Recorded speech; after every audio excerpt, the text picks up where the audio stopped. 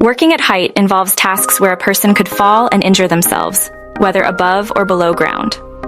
This includes using ladders, scaffolding, or working on rooftops. Proper planning, supervision, and competent workers are essential to minimize risks.